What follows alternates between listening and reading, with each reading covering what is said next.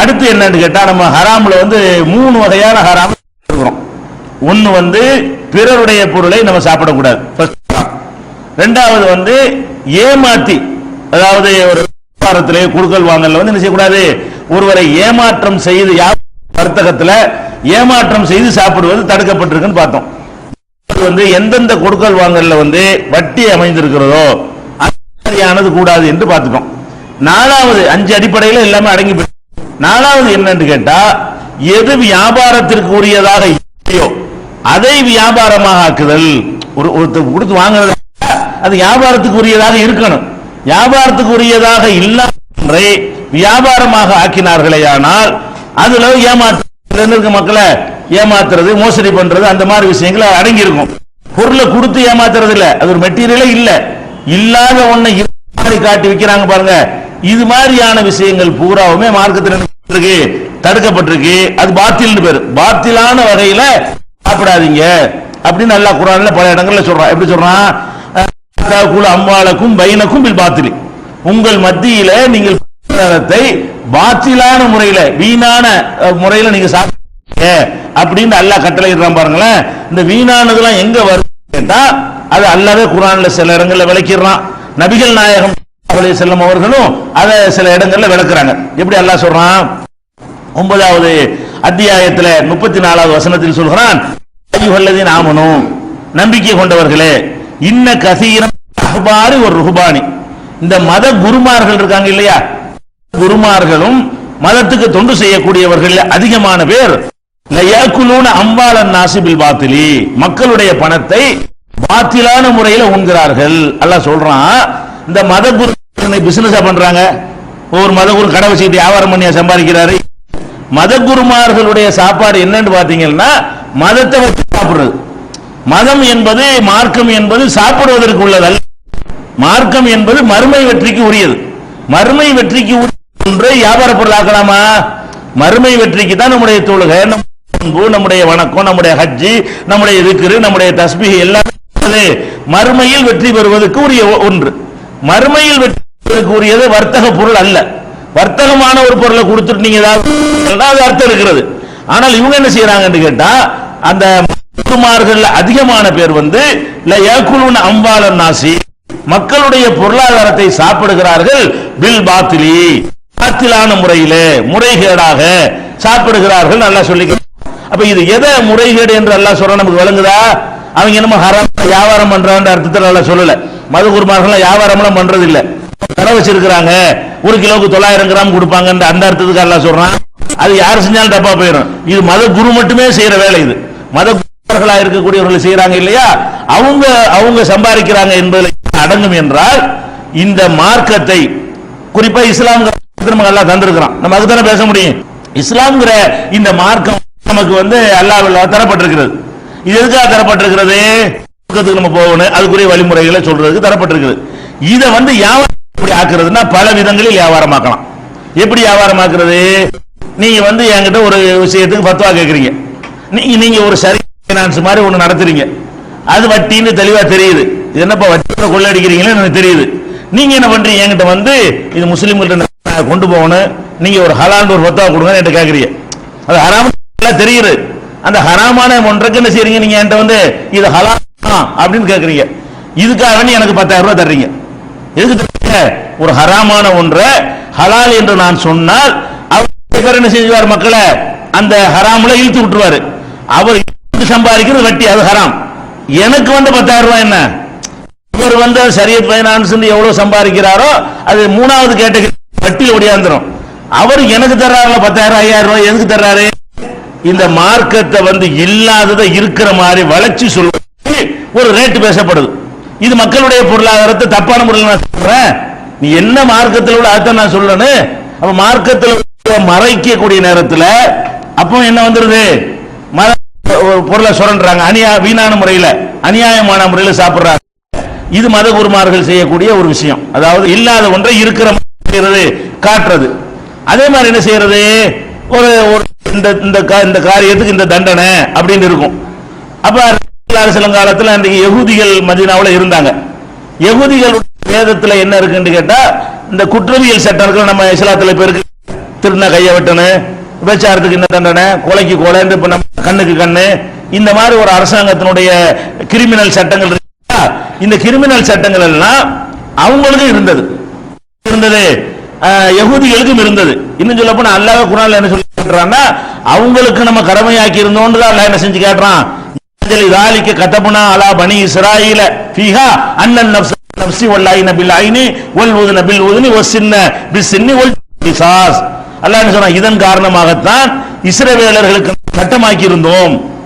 அல்லாஹ் சொல்லி காட்டுறான், மின் அஜ்லி ذلك, இப்படி கொலை கொள்ளை நடக்கிற காரணத்தினாலதான் கதபுனா அலா பனி இஸ்ராயீல, இஸ்ரவேலர்களுக்கு நம்ம கடமையாக்கி இருந்தோம்.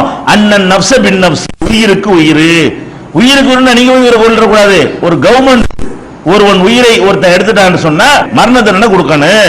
அல்ல ஐன பில் ஐனி, ஒருத்தன் கண்ணை ஒருத்தன் நோண்டிட்டான்னு சொன்னா அரசாங்கம் என்ன செய்யும், நோண்டுனவன் கண்ணை நோண்டணும். அப்பதான் நாளைக்கு மற்றவங்க கண்ணை நோண்ட மாட்டாங்க. ஒரு சின்ன பிசின்னி, பல்லுக்கு பல்லு, பல்லுக்கு பல்ல எப்படி புரிஞ்சுக்கிற கூடாது, நம்ம பல்ல உடைச்சு நோய் ஊத்தி உடைச்சிடக்கூடாது. நம்ம பல்ல உடைச்சு விட்டான்னா வழக்கு தொடரணும். அந்த வழக்குல இஸ்லாமிய அரசுல என்ன தண்டனை கொடுக்கப்படும், பல்ல உடைச்ச காரணத்தினால் எந்த பல்லை உடைத்தாயோ அதே பல்ல உனக்கு உடைப்போம். இப்படி செஞ்சிட்டோம்னு சொன்னா அரசாங்கம் செஞ்சு விட்டது என்றால் குற்றங்கள் குறையும். அப்ப இப்படி எல்லாம் அவங்களுக்கு சட்டம் இருக்குது. அப்ப நபிகள் நாயகம் ஸல்லல்லாஹு அலைஹி வஸல்லம் மதீனாவுக்கு போன ஆரம்ப கட்டத்தில் அவங்க கையில் ஆட்சி அதிகாரம் வரல. அவங்களும் ஒரு மக்கள் இருக்கிறாங்க, யகூதிகளும் அவங்க பக்கமும் ஒரு மக்கள் எடுத்துக்கிட்டு இருக்காங்க. பேலன்ஸா யார் கை ஓங்கும் ஒரு இழுபறியா இருந்த நேரம். மதீனாவுக்கு போய் கொஞ்ச நாள்ல என்ன, முஸ்லிம்களும் கணிசமா இருக்கிறாங்க, யூதர்களும் கணிசமா இருக்கிறாங்க. நானா நீ இழுபறியில் இருந்துகிட்டு யார் கையில பொசிஷன் இருக்குங்கிறத ஒரு தெளிவுபடுத்தப்படாத ஒரு நேரத்தில் இருந்தது. அந்த நேரத்தில் நினைஞ்சிட்டாங்கன்னா, அந்த யகூதிகள்ல ஒரு விபச்சாரம் பண்ணிவிட்டார், யகூதிகள்ல ஒரு ஆள் விபச்சாரம் பண்ணிவிட்டார். அப்ப என்ன தண்டனை கொடுக்கறதுன்ற உடனே ரசூலுல்லாஹ்ட்ட வர்றாங்க. ரசூலுல்லாஹ்ட்ட இந்த மாதிரி பண்ணிட்டாங்க, என்ன செய்யலாம், என்ன மாதிரி கொடுக்கலாம்னு மசூரா பண்ணும்போது, மசூரா கொடுக்குற நேரத்தில் அப்ப இருந்தது. அப்ப ரசூல் ஸல்லல்லாஹு அலைஹி வஸல்லம் என்ன சொன்னாங்கன்னா, உங்க வேதத்துல என்ன இருக்கு சொல்லுங்க, உங்க வேதத்துல என்ன இருக்குன்ற உடனே அந்த வாசி காட்டும் போது கை வச்சு மறைச்சிக்கிட்டு செய்யறாரு, அந்த வாசகத்தை மட்டும் விட்டுட்டு வாசிக்கிறார் அந்த ஆளு, அந்த அங்கிருந்து வந்த மத குரு. அப்ப அப்துல்லா இப்னு சலாம்ன்ற ஒரு சஹாபி யகூதியா இருந்து அவர் இஸ்லாத்துக்கு வந்தவர். அவருக்கு வேதமெல்லாம் மனப்பாடம், அவங்களுடைய வேதங்கள்லாம் அத்துப்படி அவருக்கு. அவர் என்ன செய்யறாரு, முதல் கையை எடுத்துட்டு வாசிக்கிறாரு. அவர் மனப்பாடம் பண்ணி வச்சிருக்கிறதுனால, நீ கையை வச்சு மறைச்சிருக்கிறீல்ல, அதை எடுத்துட்டு அது கீழே கைக்கு கீழே இருக்கு, அதை வாசி. அதை வாசி என்ன இருக்குது, விபச்சாரத்துக்கு மரண தண்டனை கொடுக்கணும் இருக்கிறது. அப்ப விபச்சாரத்துக்கு மரண தண்டனை கொடுக்கும் போது அது இருக்கிறது இல்லைன்னு மறைச்சு வேண்டிய ஆள்கிட்ட காசு வாங்கி போட்டு தண்டனை கொடுத்துடக்கூடாதுக்காக வேண்டி உன்னை தண்டனை காப்பாத்தி விட்டுறேன், கஷ்டம் கொடுத்து விட்டுரு, உயிரை எடுக்க மாட்டோம், அதை எடுத்து கொடுத்துக்க.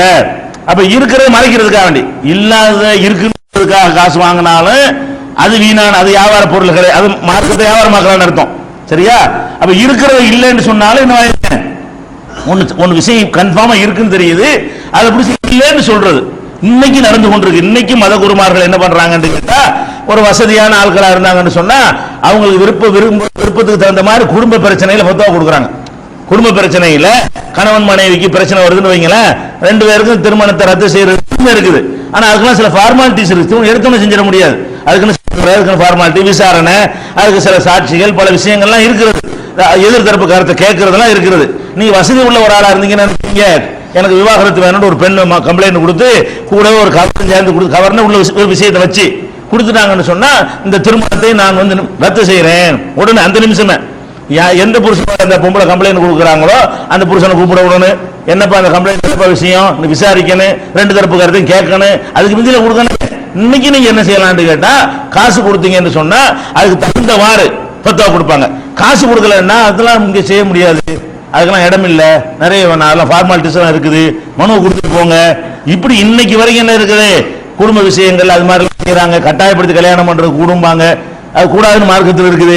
சில ஆளுக்கு பணக்காரன் ஒரு கட்டாயப்படுத்தி கல்யாணம் பண்ணிக்கிட்டான்னு சொன்னா அது அவங்களுக்கு கேஸ் வந்தா வச்சுப்பாங்க, அது ஒன்றும் தப்பு இல்லை, நடந்து போச்சு, என்ன செய்யறது, இப்படிங்கிற எல்லாம் சொல்லக்கூடிய காட்சியை பார்க்கிறோம். அப்ப மார்க்கத்தை வைத்து பிழைப்பு நடத்துவதை அல்லாஹ் என்ன செய்யறான், பாத்திலை வீணானதை கொண்டு சாப்பிடுறாங்கன்னு சொல்றான். இது குர்ஆன்ல தெளிவாக சொல்றான். 2வது சூராவுல 174வது வசனத்தில் சொல்கிறான், இன்னல்லதீன யக்துமூன மா அன்ஸலல்லாஹு மினல் கிதாப், அல்லாஹ் வேதத்தை அருள் இருக்கிறானே அதை யார் மறைக்கிறார்களோ, ஓ யஸ்தரூன பிஹி தமனன் கலீலா, அதற்கு அற்பமான கிரயத்தை வாங்கி கொள்கிறார்களோ.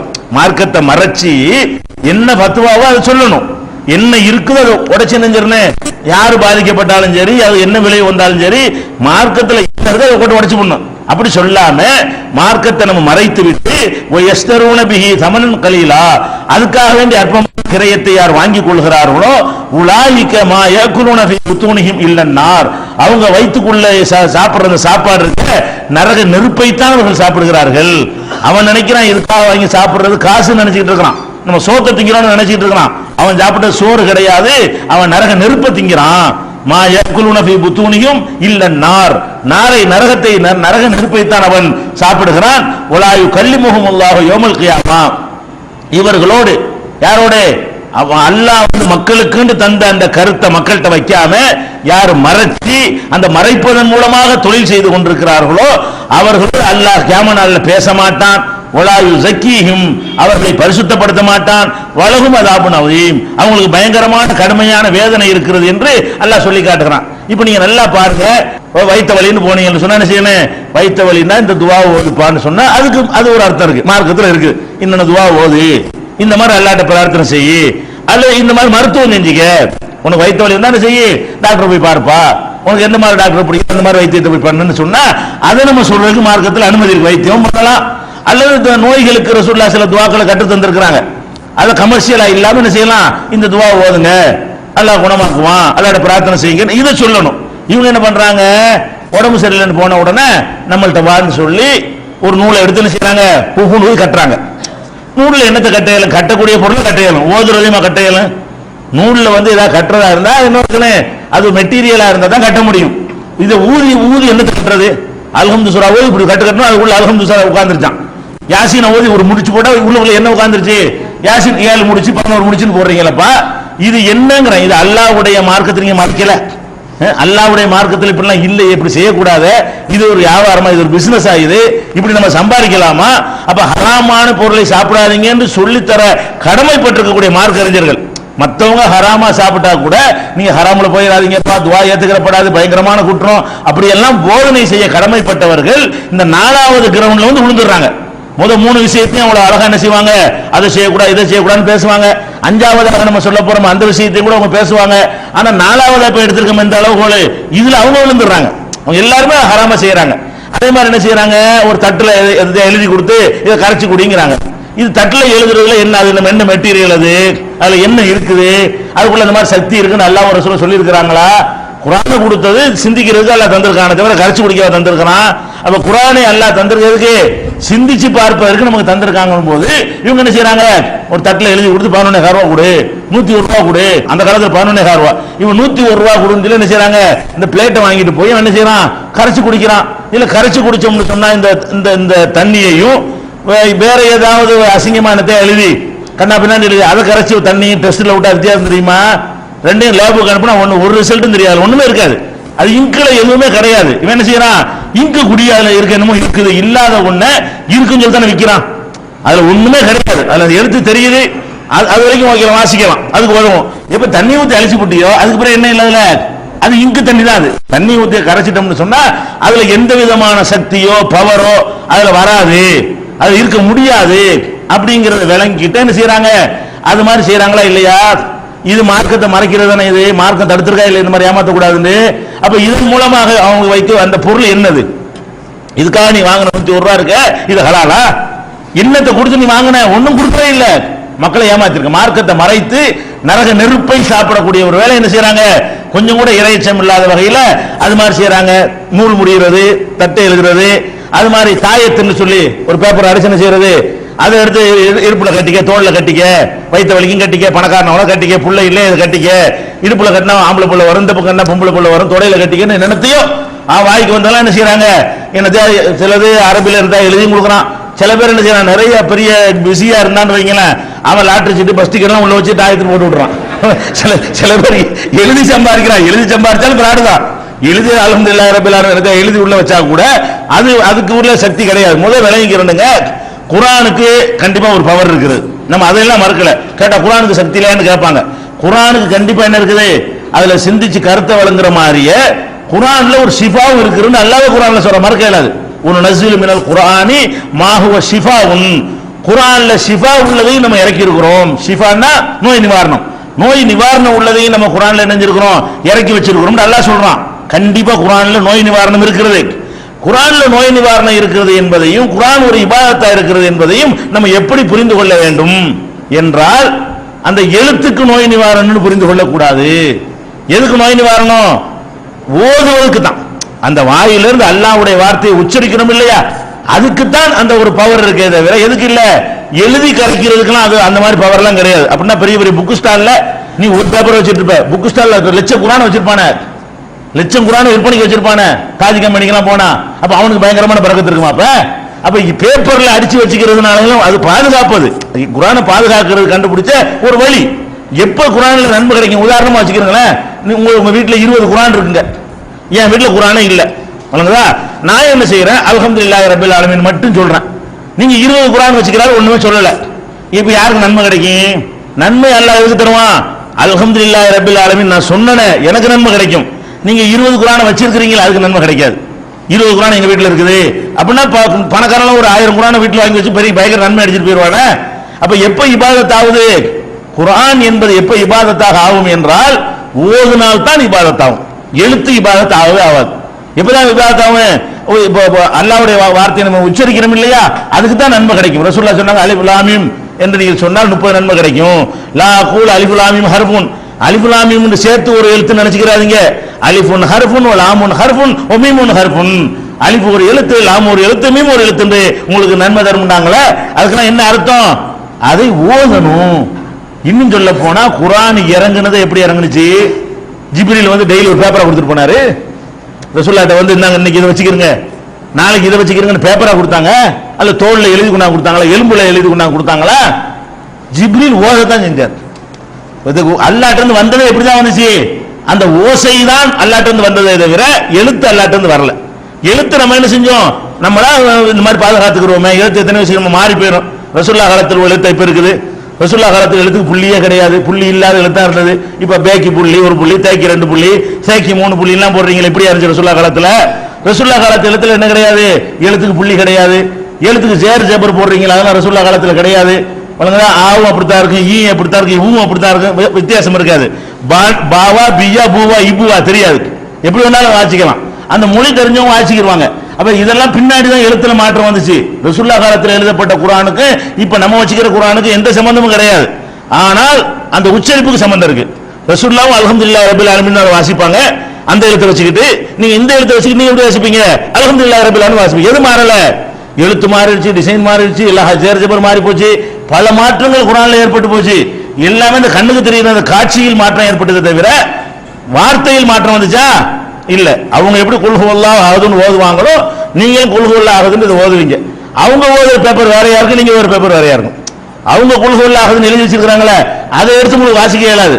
ரசூலுல்லாஹ்வுடைய கடிதம் இன்னைக்கு வரைக்கும் மியூசியத்தில் இருக்குது, இன்னைக்கு வரைக்கும் வச்சிருக்காங்க. ரசூல் ஸல்லல்லாஹு அலைஹி வஸல்லம் மன்னர்களுக்கு எழுதினாங்க கடிதம், அதுல ஒரு கடிதத்தை எடுத்து நினைச்சிருக்காங்க, மியூசியத்தில் வச்சிருக்காங்க. நெட்ல எல்லாம் நீங்க பார்க்கலாம். உங்களுக்கு வாசிக்க இயலுமா? வாசிக்க இயலாது. நம்ம எழுத்துக்கு சம்பந்தமே இருக்காது, எங்களுக்கு வாசிக்க இயலாது. அதுக்குன்னு இந்த கல்வெட்டுலாம் படிக்கிறதுக்குரிய நாலேஜ் உள்ளவங்க இருப்பாங்களே, அவங்களுக்கு தான் அதெல்லாம் வாசிக்கணும். அந்த மாதிரி எவ்வளவு மாற்றங்கள் வந்துருச்சு. அப்ப நம்ம என்ன விளங்கல? அல்லாஹ்வுடைய வேதத்துக்கு ஒண்ணும் இல்லங்கறாங்க. அல்லாஹ்வுடைய வேதத்துக்கு உட்கார்ந்து ஓதிக்கிட்டு உனக்கு நன்மை கிடைக்கும். உனக்கு நோயா இருக்கா, அல்ஹம்துலில்லாஹ் ஓது, நன்மை கிடைக்கும். ஆயத்துல் குர்சி ஓது, உனக்கு நிவாரணம் கிடைக்கும். அப்ப ஓதுவதற்கு நிவாரணம் கிடைக்குதுன்னா அது ஒத்துக்கிற வேண்டிய விஷயம். நம்ம குர்ஆனுக்கு ஒண்ணும் இல்ல, மனிதனுடைய வார்த்தையை போல நம்ம நினைக்க கூடாது. அதுக்குன்னு அல்லாஹ் இருக்குன்னு, அது சிஃபா இருக்குன்னு சொன்னதுனால இவங்க என்ன செய்யறாங்க? ஓதுறதை விட்டு விட்டு ஃப்ரேம் பண்ணி வைக்கிறது. இதை கடையில் மாட்டிக்கிட்டு பயங்கர வியாபாரம் நடக்கும். இது எப்படி வியாபாரம் நடக்கும்? இது மாதிரி வச்சா வியாபாரம் நடக்குமா? இந்த மாதிரி ஃப்ரேம் பண்ணி மாட்டிக்கிட்டு எப்படி வியாபாரம் நடக்கும்? இன்னும் சொல்லப்போனா குர்ஆன் வந்து வியாபாரம் நடத்திருக்காங்களா? அல்ல தரலையே. அவங்க இது குர்ஆன்ல ரொம்ப பக்தி வச்சிருந்த சஹாபாக்கள் கஷ்டம் தானே பட்டாங்க. யாரும் பெரிய பெரிய கோடீஸ்வரனா ஆவலை 1-2 பேரை தவிர. அப்ப அதுக்கு அல்லாஹ் தரவும் இல்லை. அப்படி தருவதா இருந்தாலும் சரி, அல்லாஹ்வுடைய வசனத்தை ஓதலாம், அதுக்கு அல்லாஹ் கருணையாக்கி ஏதோ காசு கொடுப்பான்னு நினைச்சா கூட ஒரு அர்த்தம் இருக்குது. இவங்க என்ன செய்யறாங்க? இந்த தாயத்து, தட்டு, தகடு ஃப்ரேம் பண்ணி மாற்றுறது, இது எல்லாமே எது வருதுதான்? மார்க்கத்தை மறைத்து அவர்கள் சாப்பிடுகிறார்கள். இது எந்த ஒரு மெட்டீரியலும் அவங்க கொடுக்கல. ஒண்ணு மார்க்க அடிப்படையில அதுல ஒரு பவர் இருக்குன்னு சொல்லி இருந்தா நீ அதை கொடுக்கலாம், அதுவும் இல்லை. உலகத்துல டெஸ்ட் பண்ணி பார்த்தாலாவது இந்த தாயத்தை கொண்டு டெஸ்ட் பண்ணி பார்த்து இதுல என்னென்ன அடங்கி இருக்குது, இதை போட்டவொன்னே இதுல இருந்து சில கிளம்பும், அது என்னென்ன வேலையை செய்யும் அப்படின்னு டெஸ்ட் பண்றான்ல. பொருள்களை கொடுத்தா டெஸ்ட் பண்ணி தர்றான்லங்க. ஒரு பாலை கொடுத்தா டெஸ்ட் பண்ணி தர்றான், தண்ணியை கொடுத்தா டெஸ்ட் பண்ணி தர்றான், ஒரு மருந்தை கொடுத்தா டெஸ்ட் பண்ணி தர்றான், இல்ல என்னென்ன இருக்குன்னு கேட்டா என்ன செய்வான், அது வந்து ரிசல்ட் தருவான். உங்களுடைய சிறுநீரை உங்களுடைய ரத்தத்தை கூட டெஸ்ட் பண்ணி இல்ல என்னென்ன இருக்குன்னு தருவான். அந்த மாதிரி இந்த தாயத்தை கொடுத்து டெஸ்ட் பண்ணி பார்த்தா என்ன கிடைக்கும்? ஒண்ணும் கிடைக்காது. சாதாரண பேப்பர்ல என்ன இருக்கு அந்த அந்த டெஸ்ட் தான் வருமே தவிர இதுல பயங்கரமான பவர் வெளிப்பட்டு கொண்டிருக்கிறது, இது வரக்கூடிய உங்க உடம்புக்குள்ள போய் பாஞ்சு என்ன செய்யும், பெரிய வேலையெல்லாம் செய்யும் டெஸ்ட்ல வருமா? டெஸ்ட்லயும் வரல, மார்க்கத்திலயும் அதுல ஒண்ணும் இல்லை. இப்ப என்னது விற்கிற டெஸ்ட்ல இருந்தா எடுத்துட்டு போ. சில விஷயங்கள் மாத்திரை இருக்கு, இதுல மாத்திரை என்ன இருக்குன்னு நமக்கு தெரியாது. ஆனா டெஸ்ட்ல சொல்றான்ல, என்ன மாத்திரை முடியாது பவுடர் இதுக்கு போய் 100 ரூபாயா, இதுக்கு போய் 1 ரூபாயான்னு கேட்கறீங்களா? இல்ல ஒரு மாத்திரை வாங்குறீங்க, ஒரு மாத்திரை 5 ரூபாய்க்கு கூட இருக்கு. அதுல என்ன இருக்கு 5 ரூபாய்க்கு? 5 ரூபாய்க்கு நான் சோறு தின்றுவேன்னு சொல்ல முடியுமா? ஒரு மாத்திரை உள்ள மாத்திரை 5 ரூபாயா இருக்கு, 5 ரூபாய்க்கு நான் ரொட்டி வாங்கி தின்றுவேன்னு சொல்ல முடியுமா?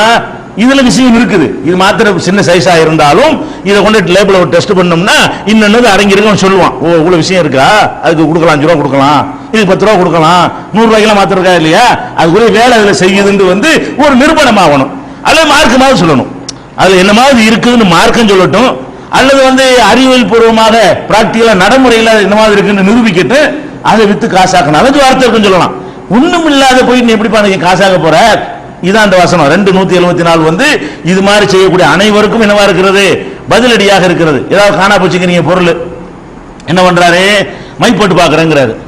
ஒரு பொருளை காணா போச்சுன்னா, காணா போச்சா போலீஸ்ல கம்ப்ளைண்ட் கொடு. இவர் என்ன பண்றாருன்னு இவர் என்ன செய்வார், வெத்தலை எடுத்துக்கிட்டு மை போட்டு பார்த்து, உங்க நகையை வந்து உங்க வீட்டுக்கு 7 வீட்டு தள்ளி ஒரு அவனா எடுத்து வச்சுக்கிறான், 2 பேரும் அண்ணன் தம்பியா பழகிட்டு இருப்பாங்களா, அங்க சண்டை உண்டாக்கி விட்டுருவாங்க. அவனுக்குதான் இவங்க உட்காந்து என்ன செய்வான், அங்கதான் இருக்குது, அங்க போய் என்ன டெஸ்ட் பண்ணா எடுத்த தானே வராது, அங்க செய்வான், இல்ல எங்க டெஸ்ட் பண்ணியாச்சே எங்க மாத்திருப்பான்.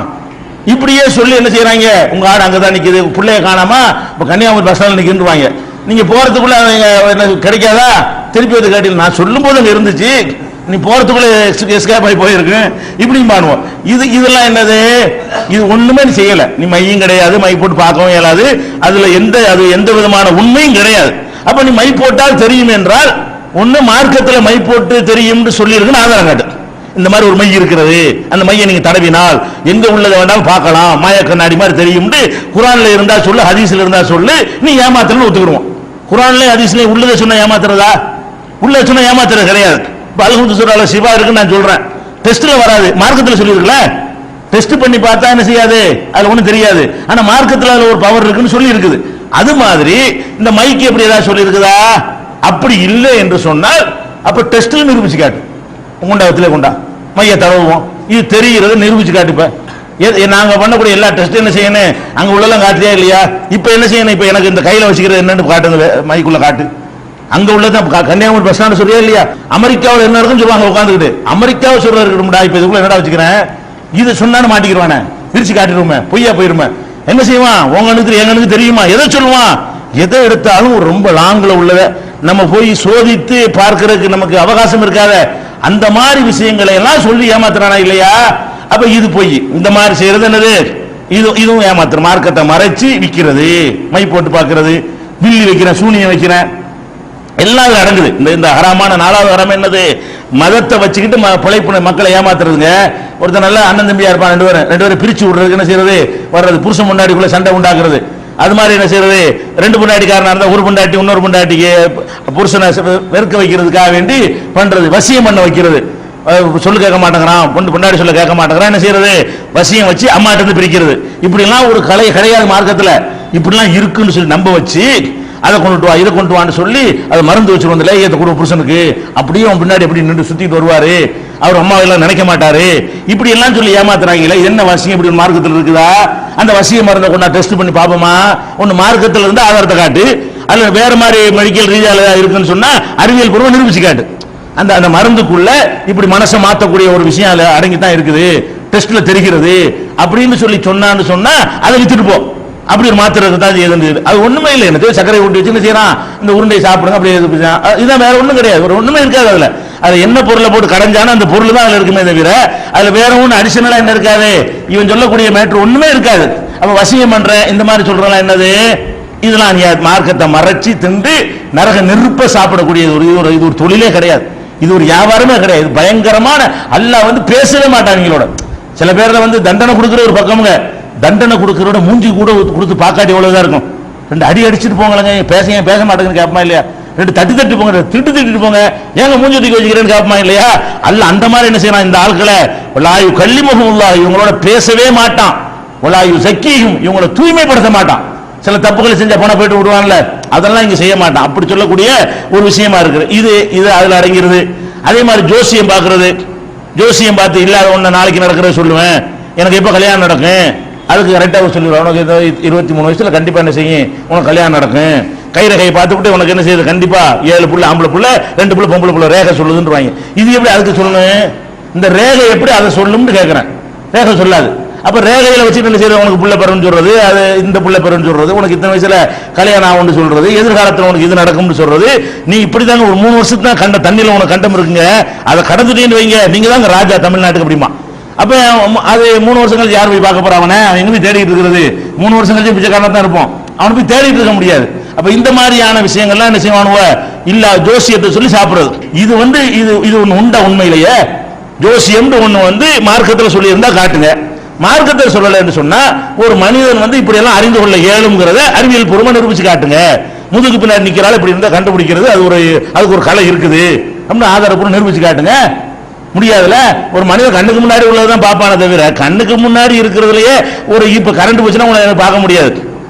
கண்ணுக்கு முன்னாடி இருக்கிறதுலயே இப்ப கரண்ட் திடீர்னு போச்சுன்னா நீங்க என்ன பார்க்க இயலுமா, நான் உங்களை பார்க்க இயலுமா? நம்ம பார்வை அவ்வளவுதான். நம்ம என்ன செய்யறான், இதையும் பார்ப்பானா, இங்க இருந்து மதுரையை பார்க்கறான், இங்க இருந்து என்ன செய்யறான், அமெரிக்காவில் என்ன நடக்குன்னு பார்க்கறான். அது பார்த்தாலும் பரவாயில்ல, 2008 இருந்துகிட்டு 3008 பார்க்கறான். ஆமா, இருக்கு 2008 3008 நடக்கும், 2007 9 எப்படி நடக்கும். அப்ப காலத்தை தாண்டி பார்க்கறான். இப்படி காலத்தை தாண்டி பார்க்குதல் என்பது மார்க்க ரீதியா மனுஷனுக்கு இருக்குதாண்டா இல்ல, அறிவியல் ரீதியா மனுஷனுக்கு இருக்குதாண்டா அதுவும் இல்ல. ஒண்ணு மார்க்கத்தில் இருக்குன்னு சொல்லிட்டு போ, அதுக்கு உள்ள காரணத்துக்காக இருக்கத்தனங்க செய்யுது. அல்ல சொன்னது தனங்க பொய்யாங்க உங்களை ஏமாத்தவங்க செய்யறேன், அது தனங்க நான் அந்த கலையை பயன்படுத்துறேன்னு சொல்லி நான் ஒத்துக்குவேன். அப்ப மார்க்கத்தில் ஏழாதுன்னு அல்ல சொல்றான், அறிந்து கொள்ள இயலாது, நாளைக்கு உள்ளது என்ன செய்ய முடியாது. லா யஅலமுல் கைப இல்ல குல் லா யஅலமு மன் பிஸ் ஸமாவாத்தி வல் அர்தில் கைப இல்லல்லாஹ், வானங்களிலும் பூமியில் உள்ள யாரா இருந்தாலும் அல்லாஹ்வை தவிர மறைவான விஷயத்தை என்ன செய்ய முடியாது, அறிய இயலாதுன்னு அல்லாஹ் என்ன செய்யறான் சொல்லி காட்டுறான். அட நீ அடுத்தவனுக்கு சொல்ற ஜோசியம் இருக்கட்டும்டா, உனக்கு நாளைக்கு எவ்வளவு கிடைக்கும்னு சொல்லி பார்ப்போம். அல்லாஹ் கேட்கறான், ஒமா தத்ரி நஃப்ஸுன் மாலா தக்ஸிபு கதா, நாளைக்கு நான் என்ன சம்பாதிப்பேன் எனக்கு தெரியுமா? நாளைக்குன்னு கிடையாது, ஒரு மணி நேரத்தில் எனக்கு என்ன கிடைக்கும் எனக்கு சொல்ல இயலாது, உங்களுக்கு சொல்ல இயலுமா? ஒன்னும் சொல்ல இயலாது. அப்ப இது என்ன, இது ஒரு வியாபாரமா? ஹுல்வானுல் காஹின், இது ஜோசியத்தை வைத்து சாப்பிடுவதை ரசூல் ஸல்லல்லாஹு அலைஹி வஸல்லம் தடுத்தாங்க. அப்படிங்கிறது நல்ல நாள் பார்த்து கொடுக்கிறது, கெட்ட நாள் பார்த்து கொடுக்கிறது, கல்யாண வீடு கட்டணுமா 17 வைங்க 37 வைங்க, இதெல்லாம் இதுல என்னங்க, இப்படி வச்சா நல்லா இருக்கும்னு யார் சொன்னா? இந்த நாள்ல வச்சா இந்த மாதிரி இருக்குங்கிறதுக்கு ஒரு அறிவியல் காரணத்தை சொல்லு, இல்லைன்னா குர்ஆன்ல இருந்து அதை சொல்லு. ஒன்னு அறிவியலான காரணத்தை சொல்லணும், இல்லைன்னு என்ன செய்யணும், அல்லாஹ்வுடைய ரசூல் சொன்னாங்க 3ல வச்சா நல்லா செழிப்பா இருக்கும்னு ரசூலுல்லாஹ் சொல்லிட்டாங்கன்னு காட்டு நான் வச்சுட்டு போறேன். ஒன்னு ரசூலுல்லாஹ் சொன்னாங்கன்னு காட்டிட்டு சொல்லிட்டு போங்க, இல்லைன்னா என்ன செய்யுது 3ல என்னமோ ஒன்று இறங்குது, சயின்டிபிக்கா நிரூபிச்சிருக்காங்க அப்படின்னு சொல்லு, ஆதாரத்தை காட்டு. அப்படியாவது 3 நல்லது 7 நல்லதுன்னு சொல்லு. ஒன்னு அப்படி நடைமுறையில அறிவுபூர்வமா நிரூபிக்கணும், இல்லைன்னா ஆன்மீக ரீதியில் நிரூபிக்கணும். ஆன்மீக ரீதியாக நிரூபிக்க இயலாம அறிவியல் நிரூபிக்க முடியாம ஒன்றை வியாபாரமாக்குறது கூடுமா? இது மாதிரி இப்படி டெவலப் பண்ணி போயிட்டே இருக்கலாம். இதையே விளக்குனா அவ்வளவு சரக்கு இருக்குது. இவங்க செய்யக்கூடிய அவ்வளவு பித்தலாட்டங்கள் என்ன இருக்குது, எதுவுமே ஹலால் கிடையாது. அவங்களுடைய வருமானம் அடுத்தவன்ட்ட வாங்கி 10 மட்டும் கொடுப்பாங்க, அது அந்த ஹலால், அந்த இது ஹலால், இது ஹராம், அவன்கிட்ட வாங்க கூட, டீ வாங்கி கொடுக்க கூட, இதுல எல்லாம் சொல்றீங்களே, நீங்க செய்யறது ஒழுங்கா? முதல்ல மார்க் அறிஞர்னு சொல்லக்கூடியவங்க நீங்க செய்யற ஒரு தொழிலா இது கிடையாது. அப்ப இந்த மாதிரியான விஷயங்கள் எல்லாம் என்ன செய்யணும், நம்ம கம்ப்ளீட்டா தவிர்த்து கொள்ள வேண்டியது புரிஞ்சுக்கணும்.